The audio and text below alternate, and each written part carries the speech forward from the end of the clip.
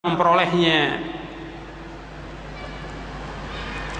Ayat ini ayat dalam surah Al-Mu'minun ayat 59 sampai 61 dijelaskan oleh Al-Hafidz Ibnu Katsir dalam tafsirnya di juz yang ketiga, yaitu mereka memberikan suatu pemberian dengan rasa khawatir dan resah kalau pemberian mereka tidak diterima. Berangkat dari kekhawatiran mereka, lalu kalau mereka belum benar memenuhi syarat diterimanya suatu pemberian. Imam Ahmad bin Hanbal dan Imam At-Tirmidzi meriwayatkan bahwa Ummul Mukminin Aisyah radhiyallahu anha berkata, "Wahai Rasulullah, firman Allah yang berbunyi, walladzina yu'tuna ma atau wa qulubuhum wajilatun annahum ila rabbihim raji'un." Dan orang-orang yang memberikan apa yang telah mereka berikan dengan hati yang takut, karena mereka tahu bahwa sungguhnya mereka akan kembali kepada Rabb-nya. Kata Aisyah radhiyallahu anha, apakah orang itu orang yang kerjaannya mencuri, berzina, minum khamar, lalu ia takut bila bertemu dengan Allah kelak? Rasulullah SAW bersabda, bukan begitu wahai putri As-Siddiq, akan tapi mereka adalah orang-orang yang senantiasa sholat, puasa, dan sedekah, tetapi mereka khawatir kalau amal-amal mereka tidak diterima. Hadis ini hasan, diriwayatkan oleh Imam Ahmad, Tirmidzi, Ibnu Majah dan Hakim. Antum perhatikan, ikhwan dan akhwat yang dimuliakan oleh Allah Subhanahu wa taala.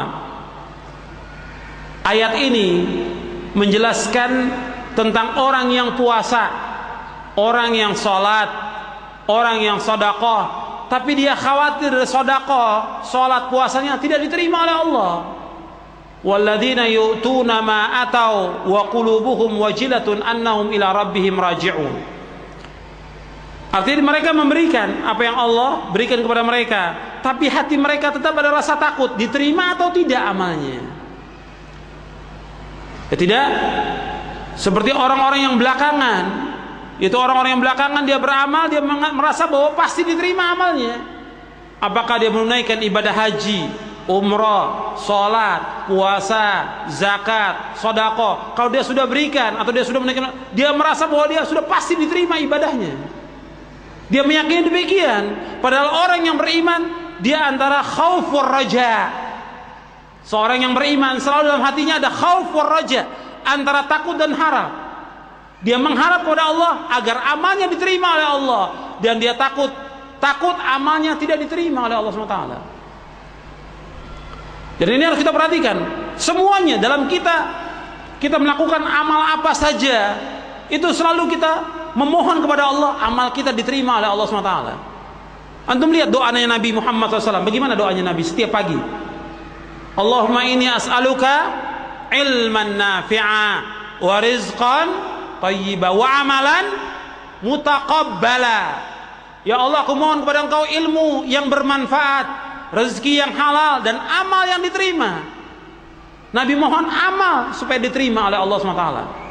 Kalau Nabi memohon kepada Allah, dan hadis ini sahih, kalau Nabi mohon kepada Allah agar amal diterima, apalagi kita. Saya ambil contoh sebelumnya lagi. Sebelum Nabi Muhammad, Abul Anbiya, Nabi Ibrahim alaihissalatu wassalam dan anaknya Ismail, ketika membangun Ka'bah, selesai membangun Ka'bah yang suruh siapa? Allah yang menyuruh membangun Ka'bah. Dan tempat ini tempat terbaik sebagai kiblat kaum muslimin.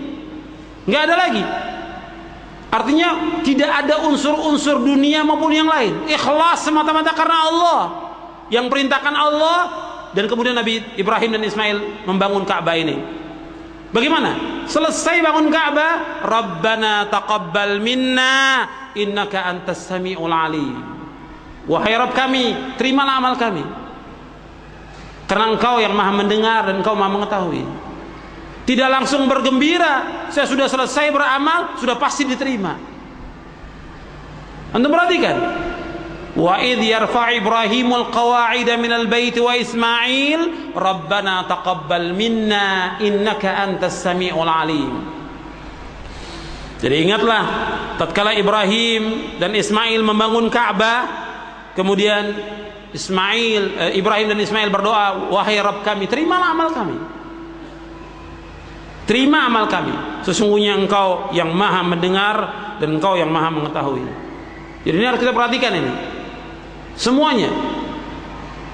Saya dan antum dan seluruh dai, seluruh ustadz, seluruh imam, seluruh kaum muslimin dan muslimat, perhatikan doa ini.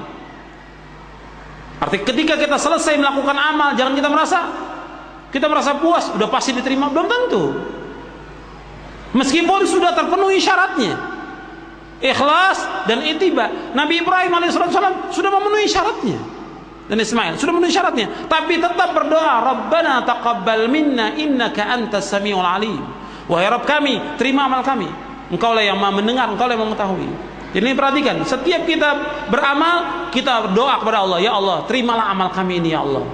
Selalu berdoa kepada Allah. Apa saja yang kita lakukan, sekecil apapun amal kita, hatta kita sedekah 1.000 rupiah, kita mohon kepada Allah, ya Allah, terimalah amal saya ini ya Allah.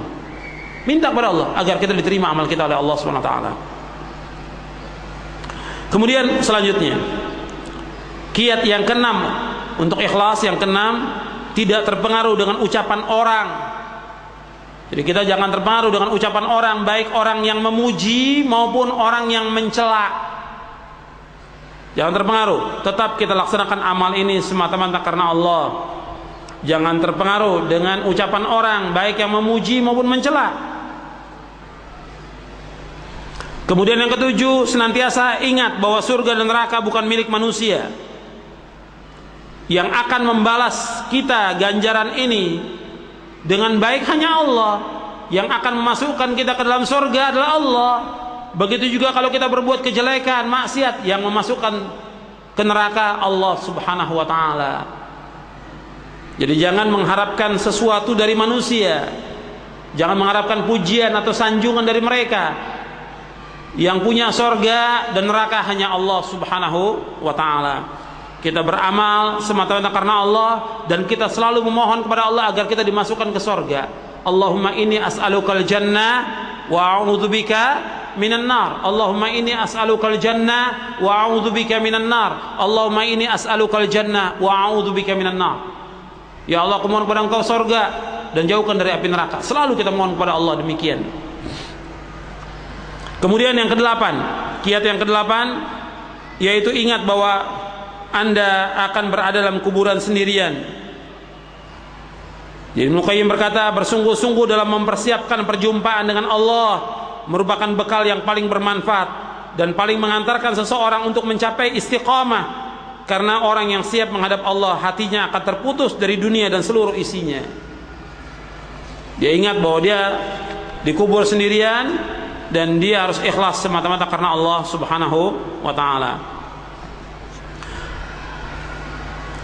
Di antara faktor yang mendukung seorang untuk bisa ikhlas, yaitu menuntut ilmu syar'i, ilmu yang bermanfaat, kemudian berteman dengan orang-orang yang saleh, kemudian mempelajari perjalanan hidup orang-orang yang ikhlas, bersungguh-sungguh melawan hawa nafsu, kemudian berdoa kepada Allah SWT. Di antara doa yang Nabi ajarkan, Allahumma inna na'udzubika min an nusyrika bika syai'an na'lamuhu wa nastaghfiruka lima la na'lam. Allahumma inna na'udzubika min an nusyrika bika syai'an na'lamuhu wa nastaghfiruka lima la na'lam. Jadi Allahumma inna na'udzubika min an nusyrika bika syai'an na'lamuhu wa nastaghfiruka lima la na'lam. Ya Allah, sesungguhnya kami berlindung kepadamu agar tidak menyekutukanmu dengan sesuatu yang kami ketahui, dan kami memohon ampun kepadamu dari sesuatu yang kami tidak mengetahuinya. Sekarang kita masuk pada pembahasan yang kedua, yaitu tentang 3 orang yang binasa karena riya. Antum lihat halaman 79, 81 hadisnya. Saya bacakan hadisnya karena ini ada kaitannya ikhlas dan riya. Bagaimana supaya kita menghindarkan diri kita dari riya, dari sum'ah, dari ujub, supaya semata-mata ikhlas karena Allah Subhanahu wa taala.